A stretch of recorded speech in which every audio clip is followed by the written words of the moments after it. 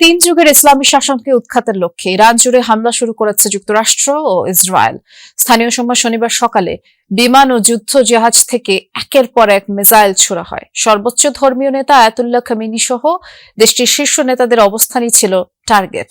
দুটি স্কুলে চালানো হামলায় 53 শিক্ষার্থীর প্রাণ গেছে। আজ রাতেই খামেনিকে উৎখাতের ঘোষণা দিয়েছেন মার্কিন প্রেসিডেন্ট ডোনাল্ড ট্রাম্প। একযোগে বিস্ফোরণ তেহরানের বেশ কয়েকটি স্থানে। শনিবার স্থানীয় সময় সকাল 10টা নাগাদ মুহুর্মুহু এই ক্ষেপণাস্ত্র হামলা চালিয়েছে ইসরায়েল ও যুক্তরাষ্ট্র।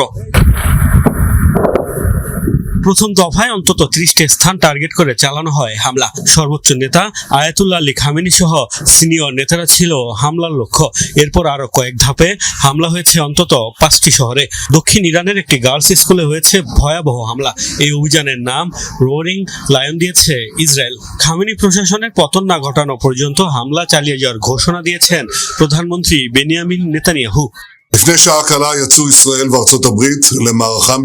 ইসরায়েল ও যুক্তরাষ্ট্র একটি যৌথ অভিযান শুরু করেছে যার নাম অপারেশন রোয়ারিং লায়ন।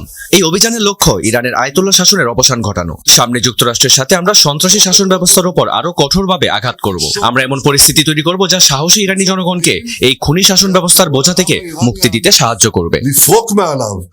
এদিকে যুক্তরাষ্ট্র তাদের অভিযানের নাম দিয়েছে অপারেশন এপিক ফিউরি। ইরানের বিরুদ্ধে যুদ্ধ ঘোষণা করে আইআরজিসি সহ সব সশস্ত্র বাহিনীকে অস্ত্র সমর্পণের জন্য আজকের দিন পর্যন্ত সময় বেঁধে দিয়েছেন মার্কিন প্রেসিডেন্ট ডোনাল্ড ট্রাম্প।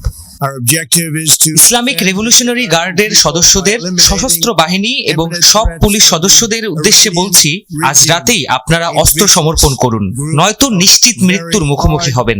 ইরানের জনগণকে বলছি, আজ রাতেই আপনারা স্বাধীনতা পাবেন। গত 2 মাস ধরেই ইরানে হামলার হুমকি দিয়ে আসছিল যুক্তরাষ্ট্র। এর মধ্যেই পারমাণবিক কর্মসূচি নিয়ে চুক্তির লক্ষ্যে মার্কিনীদের সাথে বৈঠকে রাজি হয় তেহরান। সেই কূটনৈতিক তৎপরতা চলাকালীনই চালানো হলো এই হামলা।